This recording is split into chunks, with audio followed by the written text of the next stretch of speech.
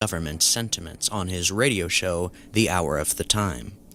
In a June 28th episode, he begins to talk about a televised interview he saw on CNN with Osama bin Laden. Can you believe what you have been seeing on CNN today, ladies and gentlemen?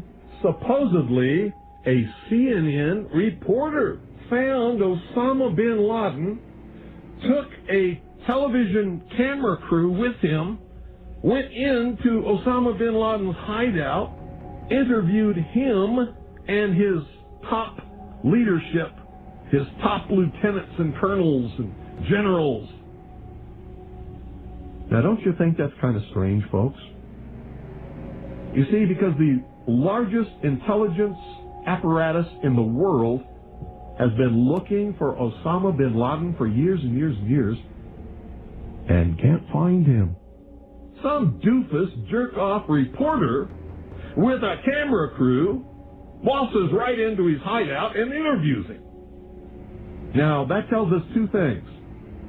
Either everyone in the intelligence community and all of the intelligence agencies of the United States government are blithering idiots and incompetent fools, or they're lying to us.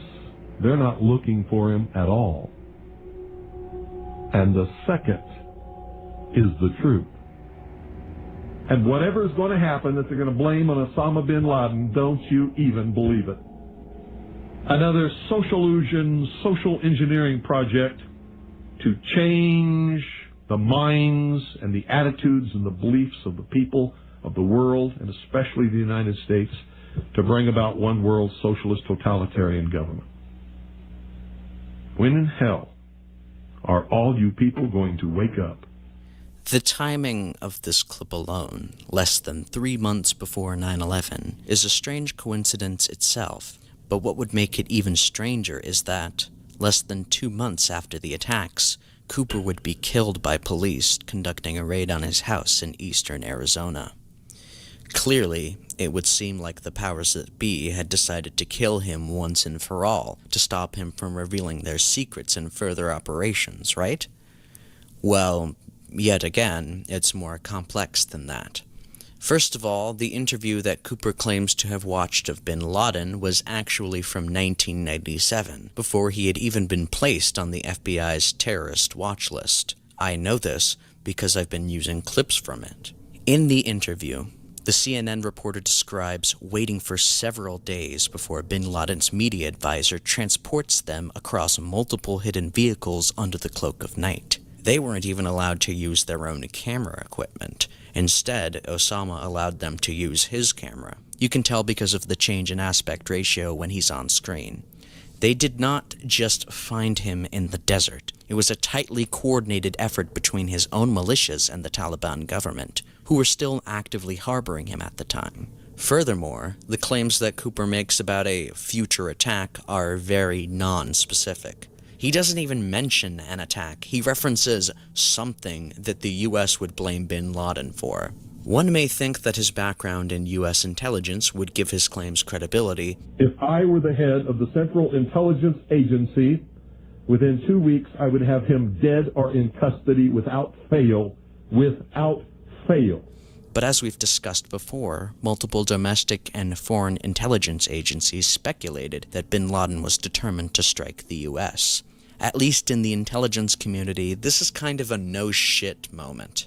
And most importantly, the police did not kill him because he knew the truth. They killed him because he shot one of their men in the head over an arrest warrant for tax evasion. Just the sheer lack of any research or critical thought on this one infamous bit of his show should tell you how disingenuous he really was. Scott Forbes and Power Downs. Scott Forbes, an alleged worker at Fiduciary Trust on the 97th floor of World Trade Center 2, claims that on the weekend before the attacks, his company was notified of a power cut from the 50th floor up that lasted over 36 hours. This claim incentivized both theorists and Forbes himself to speculate on if the supposed demolition team were planting explosives in the building at that time.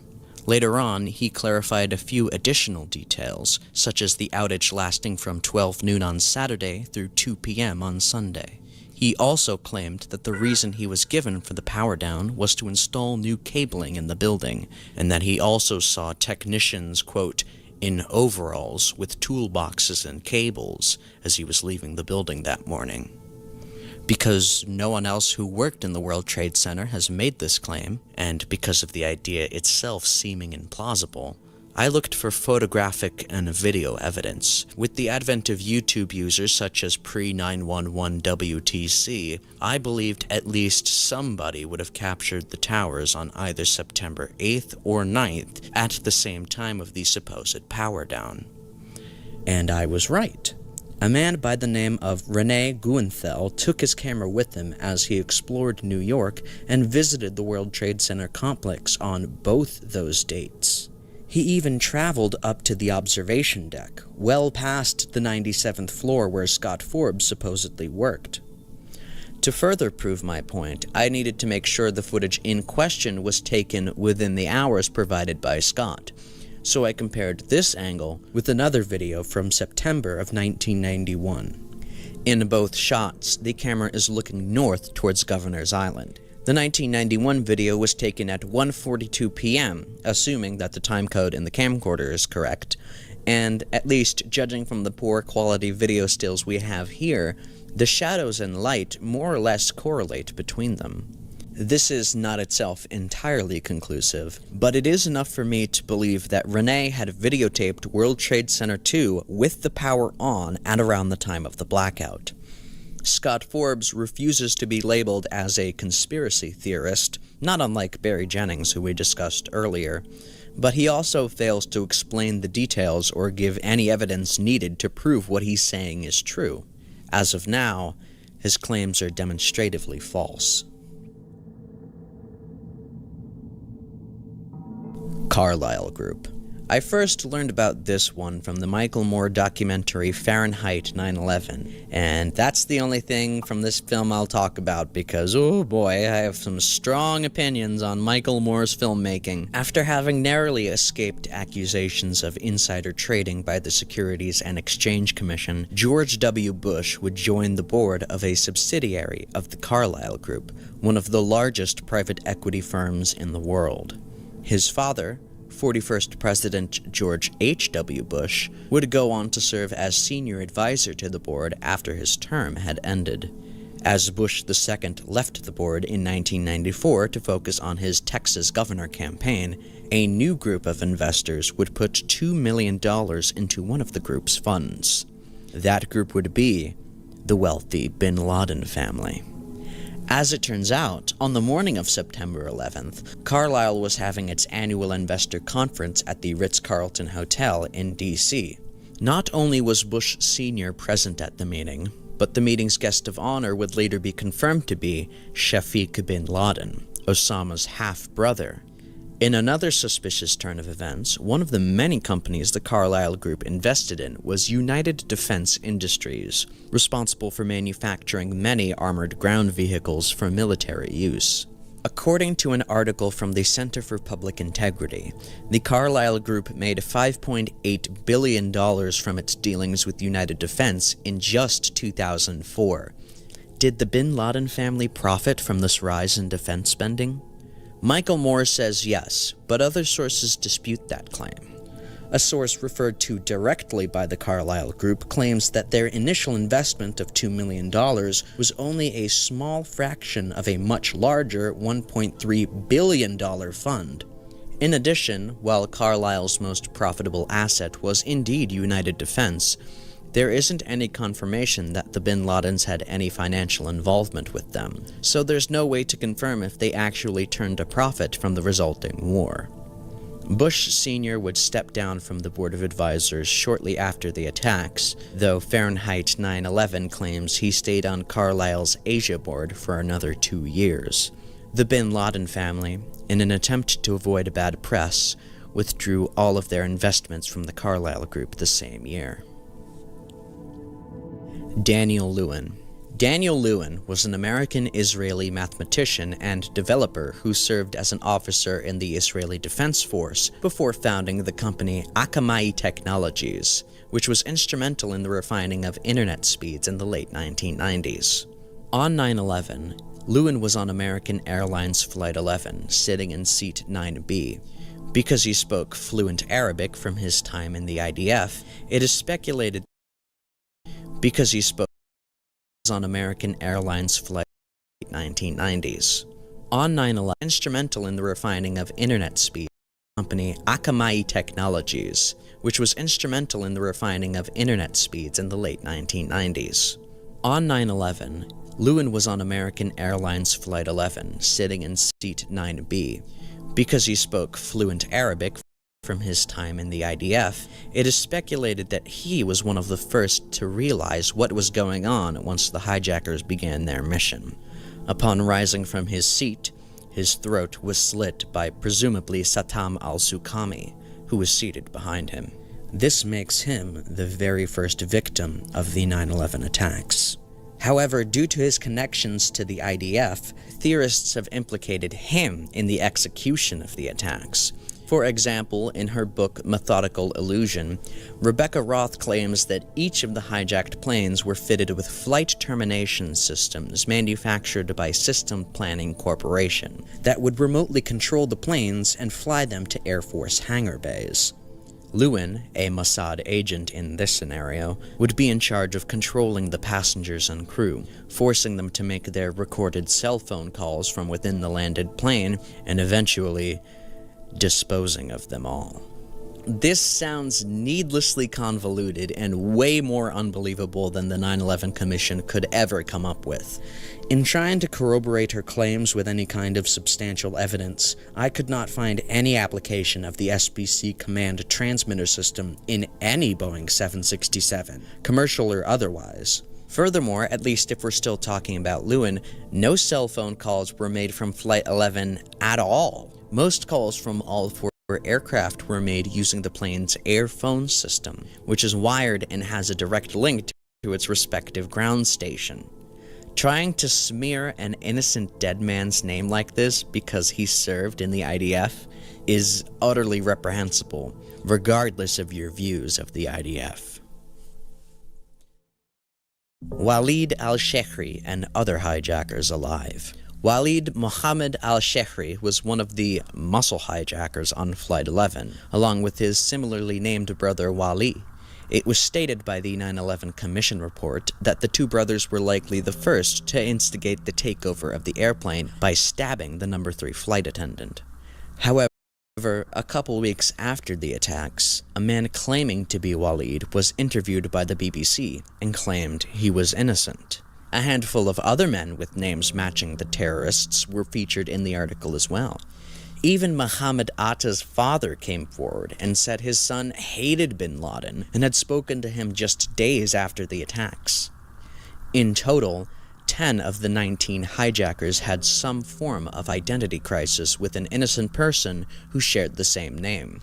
As the 9/11 truth movement grew larger and larger, more theorists began to use these early reports as proof of conspiracy. But, according to German publication Der Spiegel, it only took a few phone calls to render this theory completely false. They traced the sources from the BBC article back to their original publisher, Arab News, and managing editor John Bradley had this to say, quote, "All of this is attributable to the chaos that prevailed during the first few days following the attacks. What we're dealing with are coincidentally identical names." According to him, last names like al-Shehri and al-Ghamdi are as common as something like John Smith is in the United States, and that the matching names are merely a result of mistaken identity. Later on, in 2006 and 2007, video wills made by a few of the hijackers would surface, seemingly confirming their involvement in the attacks. Pentagon officials cancel flights. Apparently, on September 10th, a group of top Pentagon officials canceled their travel plans for the following day, citing safety concerns. And that's really all we know about it. The one and only source of this claim comes from a Newsweek article dated 3 weeks after the attacks, and it gives you no more detail than I just told you. We aren't given the names of the Pentagon officials, whether they were traveling to or from the United States, the source or nature of the warning they received. Newsweek doesn't even name its source, making it impossible to verify their claims. Because of how soon this report was published after the attacks, this is most likely an inaccurate report based on false information. Bin Laden denies role in 9/11. This one is genuinely strange to me. Just as news media were quick to blame Osama bin Laden for the events of September 11th, so too was Osama quick to deny any wrongdoing. As early as September 16th, in a written statement sent to Al Jazeera, he would state, quote, "The U.S. government has consistently blamed me for being behind every occasion its enemies attack it. I would like to assure the world that I did not plan the recent attacks, which seems to have been planned by people for personal reasons." 2 weeks later, in an email correspondence with Pakistani newspaper Ummat Karachi, he's quoted as saying, "I have already said that I am not involved in the September 11th attacks in the United States. As a Muslim, I try my best to avoid telling a lie. I had no knowledge of these attacks, nor do I consider the killing of innocent women, children, and other humans as an appreciable act." Yeah, that doesn't sound like the Osama I heard speaking in the CNN interview. Even though American civilians are not targeted in our plan, they must leave. We do not guarantee their safety. It has never been verified if it was actually Osama who made these statements or not. In addition, it directly contradicts a statement made by Al-Qaeda's spokesman Suleiman Abu Raith. Quote, "The Americans should know that the storm of plane attacks will not abate with God's permission. There are thousands of the Islamic nation's youths who are eager to die just as the Americans are eager to live." It seems to heavily imply that they're the ones responsible for the attacks. All rumors were seemingly put to rest when Osama himself made an appearance on video just before the 2004 presidential election, claiming responsibility for the very first time. Interestingly enough, despite the subsequent and repeated claims of involvement by bin Laden, the Taliban still refuses to recognize him as the perpetrator of the 9/11 attacks, according to statements made as late as 2021. Why would bin Laden wait 3 years to accept responsibility for the attacks? Well, seeing as how he was shot in the head almost 11 years ago now, it seems like we'll never know for sure.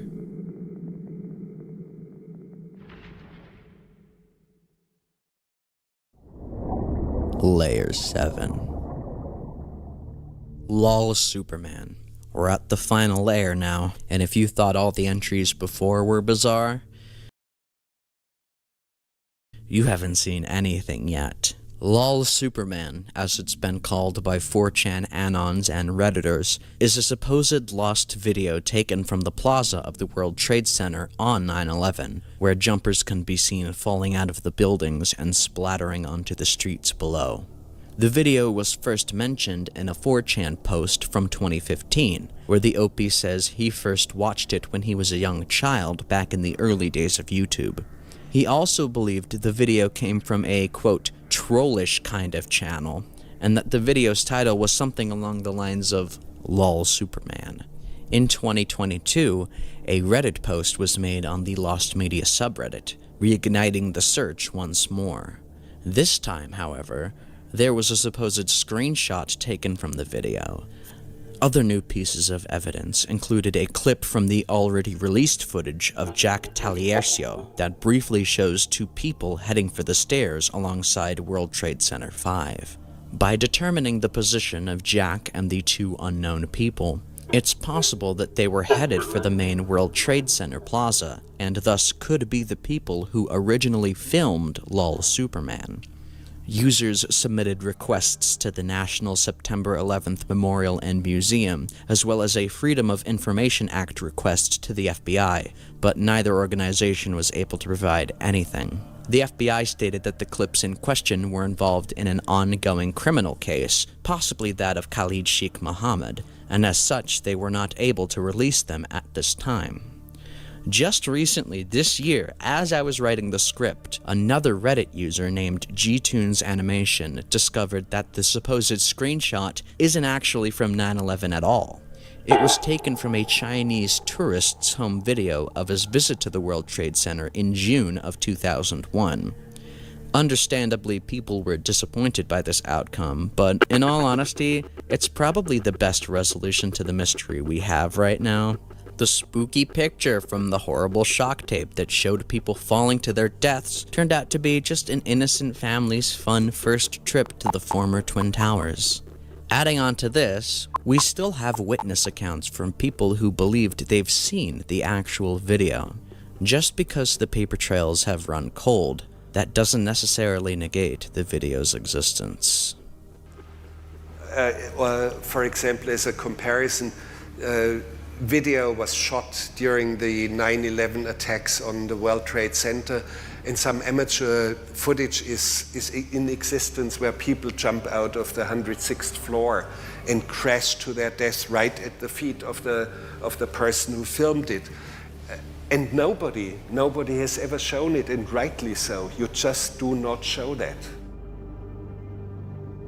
I just realized I forgot to mention something, so I'm recording this bit after the fact. If one of your childhood autistic special interests was 9/11, like me, then you've probably seen other autistic kids recreating the tragedy with Legos and uploading it to YouTube. There are dozens of videos like this, but the one I'd like to bring up in particular is one titled Lego War WTC 9/11, uploaded by Akion Paris on January 22nd, 2010. Near the end of this not very accurate or tasteful recreation, a man standing at the top of one of the towers decides to jump. He is then saved by a crudely MS-painted Superman flying out of nowhere before the abrupt end of the video. One of the 3 comments that remain on the video today, made 5 years ago, simply says, "Lol Superman." Could this be the origin of the phrase? Does it have anything to do with the supposed lost video? I don't know, but it's yet another rabbit hole to dive down as the search continues on. Directed energy weapons.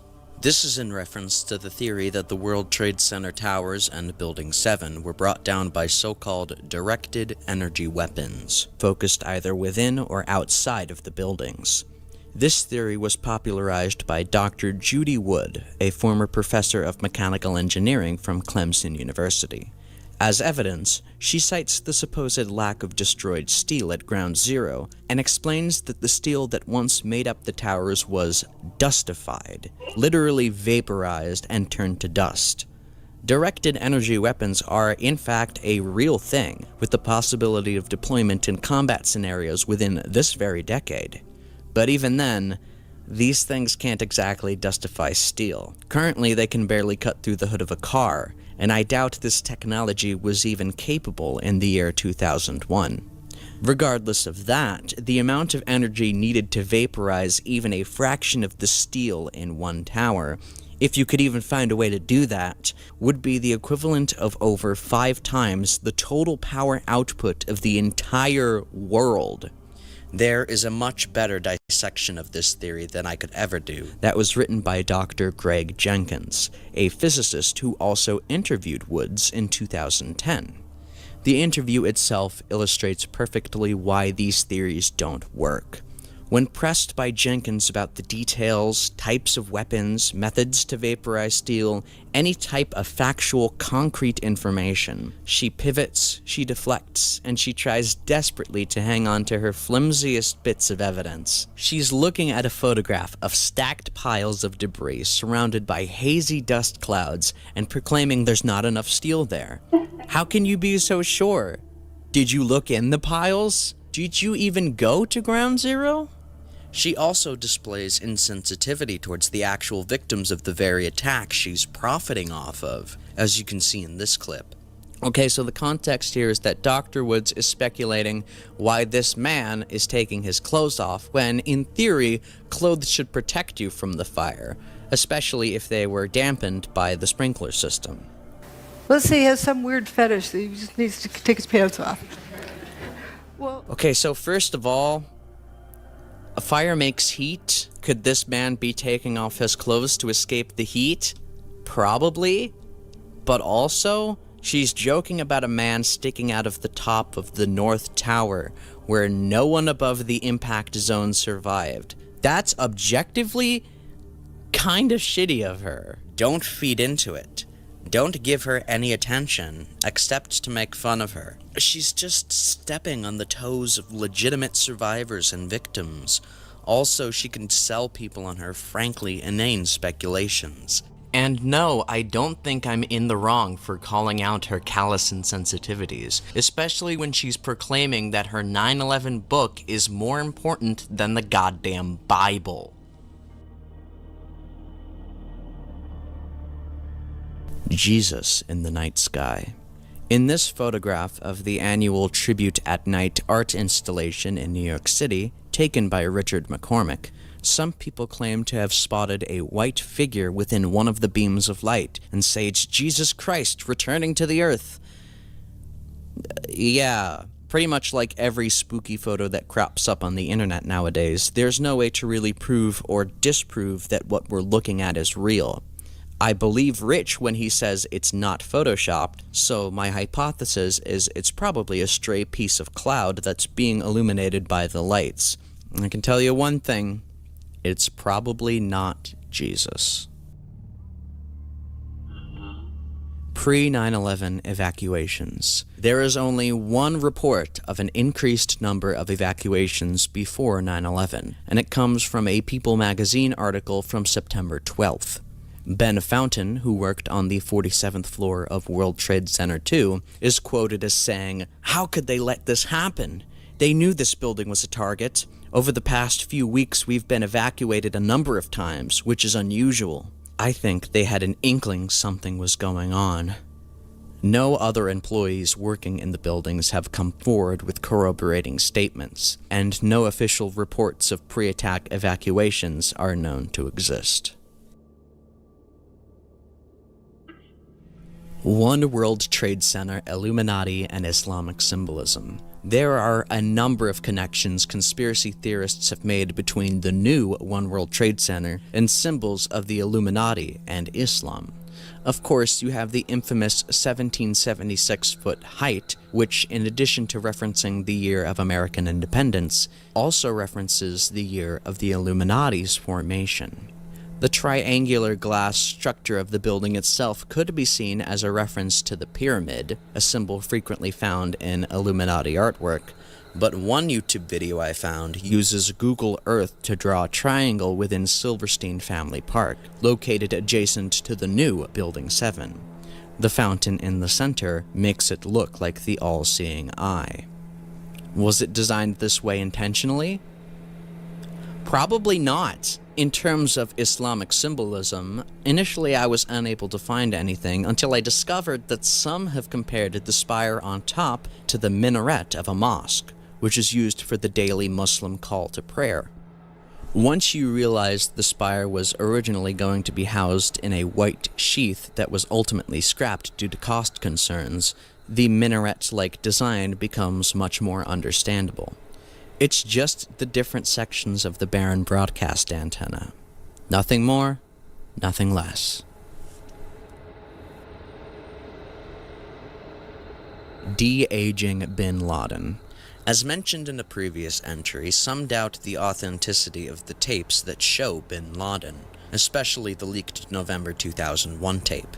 They claim the nose is different, he's much too fat, he's shown wearing a gold ring even though it is forbidden in Islamic culture, a whole mess of things.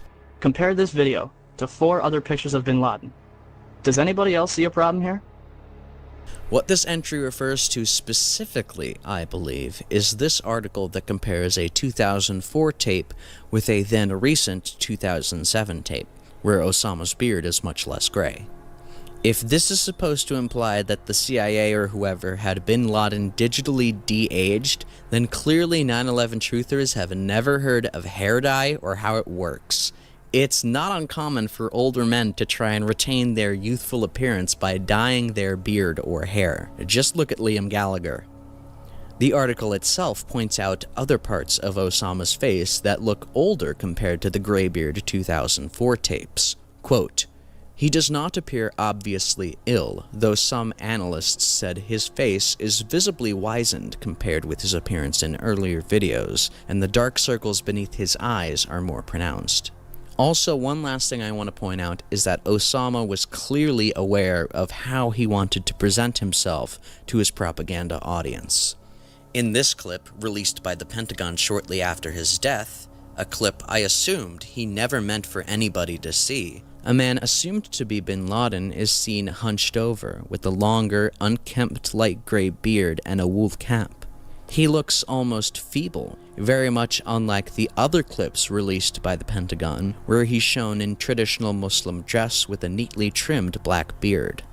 Much like a lot of the entries in this layer of the iceberg, at the end of the day, it's all just speculation. There are no conclusive facts that would lead one to believe that the man in these tapes is anyone other than Osama bin Laden himself. Red Cross Ghost. In his book, From Landfill to Hallowed Ground, retired NYPD Lieutenant Frank Mara claims to have seen a ghost wandering around the Fresh Kills landfill site, where wreckage from the World Trade Center was being stored. According to Mara, many other workers spotted the apparition as well, describing it as a black woman dressed in a white World War II-era Red Cross uniform, carrying a tray of sandwiches. Whenever Mara himself attempted to approach her, the spirit disappeared. No photographic or video evidence exists of the Red Cross ghost, but other 9/11 ghost stories have been picked up by less respectable news media. Joe Lanny, another NYPD officer, witnessed a similar ghost in the same area as Mara, and upon trying to investigate, the specter disappeared before his eyes. In an article from the British tabloid The Daily Star, Lanny is quoted as saying, "I knew what I was looking at. It was a victim of 9/11, and it was a spirit of a male." While I don't personally believe in it, it's interesting to me how the ghosts of 9/11 victims seemingly traveled with the wreckage of the World Trade Center, rather than inhabiting the original Ground Zero site, as ghosts usually do. Reincarnated victims as children. In this video, a mother claims that her 7-year-old son, Cade, had visions of his past life working in the World Trade Center on 9/11.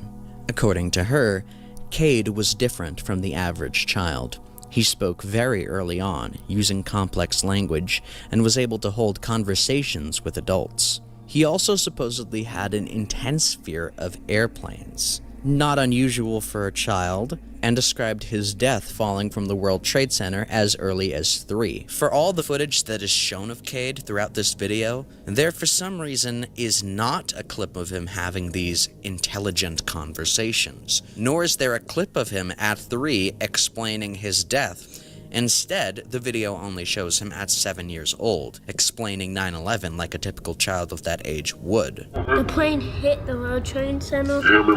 Then it got stuck in the building. When I was falling, I was still alive, and then all the rubble hit me.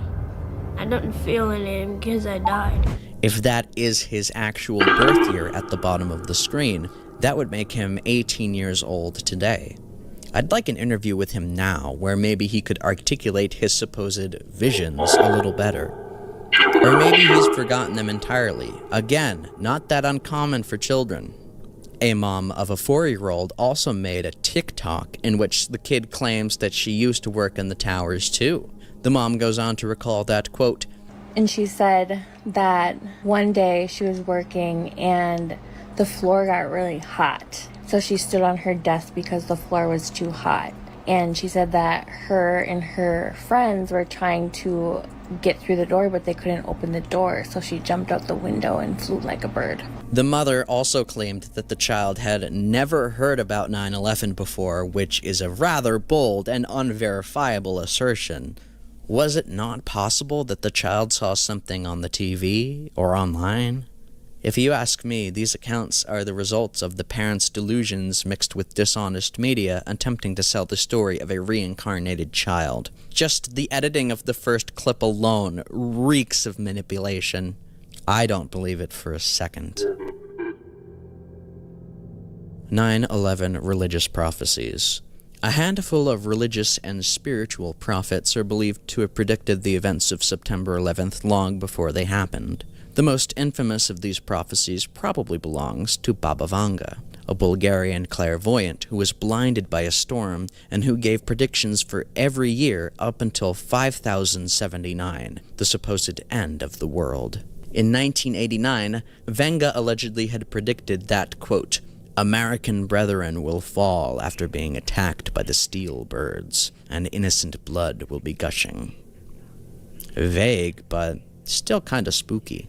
Other predictions include the words of mystical French philosopher Nostradamus, who supposedly had predicted, quote, 2 steel birds will fall from the sky on the metropolis. The sky will burn at 45 degrees latitude. Fire approaches the great new city. Immediately a huge scattered flame leaps up. Within months rivers will flow with blood. The undead will roam the earth for a little time. Ignoring the bit about rivers flowing with blood and the undead roaming the earth because that didn't really happen, this supposed claim is marred by the fact that steel would not be brought to Europe until the 17th century, nearly 100 years after his death. So this quote is very obviously not by Nostradamus.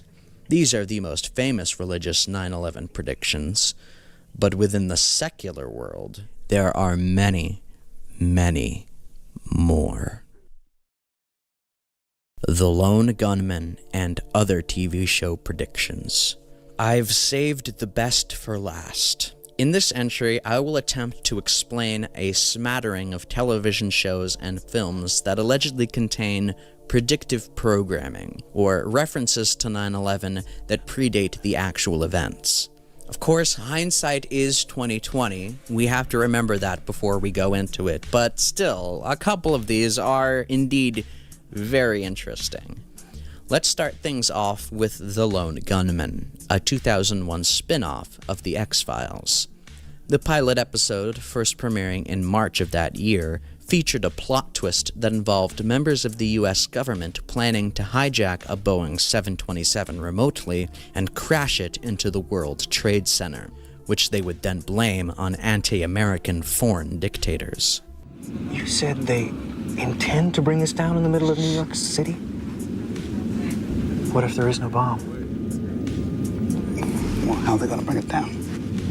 The same way a dead man can drive a car. Frank Spotnitz, the executive producer of The Lone Gunman, would later say, quote, "What's disturbing about it to me is that you think as a fiction writer that if you can imagine this scenario, then the people in power in the government who are there to imagine disaster scenarios can imagine it too." And the morning of 9/11, I was directing an episode of The X-Files, and I woke up to see that on television, and my first thought was The Lone Gunman. Of course, my first thought was, God, I hope, because I didn't know yet what had happened or why, but I hope this has nothing to do with what we did on television. There are key differences between the episode and the actual event, such as the perpetrators being rogue agents operating outside of the knowledge of the full government. Also, it takes place late at night instead of in the morning. Other cases of predictive programming rely more on visual similarities. The card game Illuminati New World Order, released in 1995, contains a card named Terrorist Nuke, which shows 2 unnamed towers exploding, as well as a Pentagon card with an explosion in the middle. Seeing as how this game was released after the 1993 World Trade Center bombings, this makes a little more sense. It's not called Terrorist Hijack for a reason. It's called Terrorist Nuke because In 1993, they used bombs. It also clearly doesn't take itself too seriously at all if they decided to include references to the Church of the Subgenius. In Back to the Future, the first one, the name of the mall where Marty and Doc meet to test the DeLorean for the first time is called Twin Pines Mall. When Marty goes back in time to 1955, he smashes into one of the freshly planted trees, altering history and changing the name of the complex to the Lone Pine Mall. An eerie similarity to the actual destruction of the World Trade Center and the rebuilding of one World Trade Center. But again, hindsight is 2020. Apart from having a whole episode that took place at the World Trade Center, sorry about that, guy. They stick all the jerks in Tower 1. The Simpsons also had this notorious shot.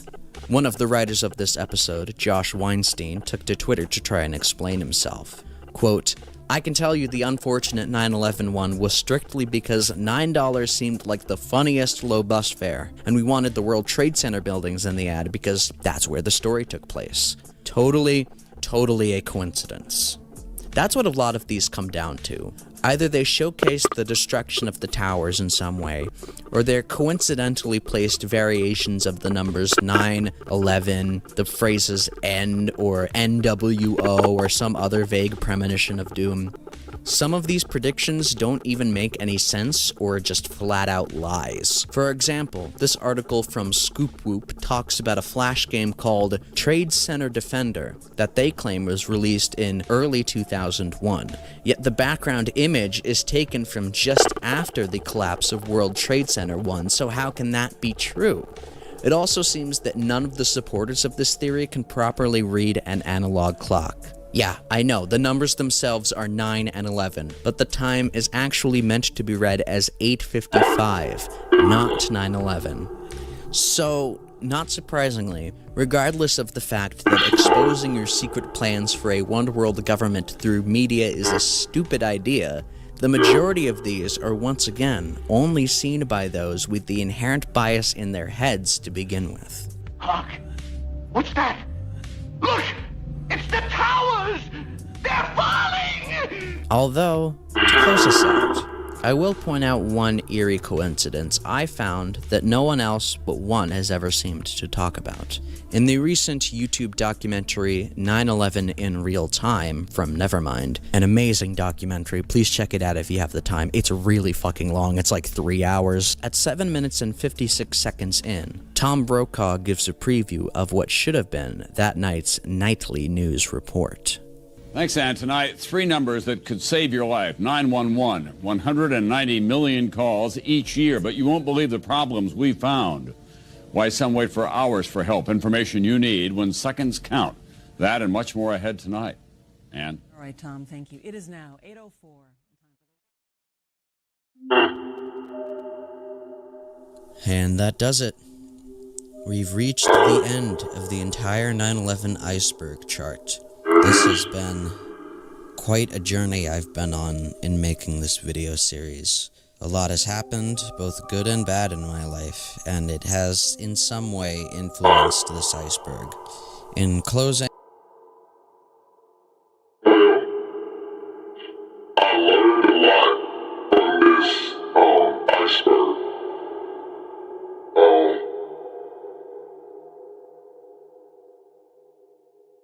I learned icebergs that there's a lot of information.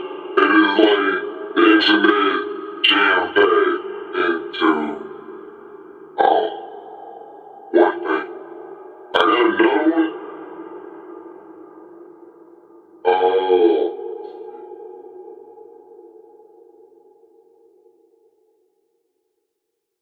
I got a few more. We're not going to focus on iceberg. That was the last bit of that iceberg that I was getting through. If you've been watching, yes. A new iceberg. Next iceberg that we would do is the Pete Gaming Creepypasta iceberg. So be declared.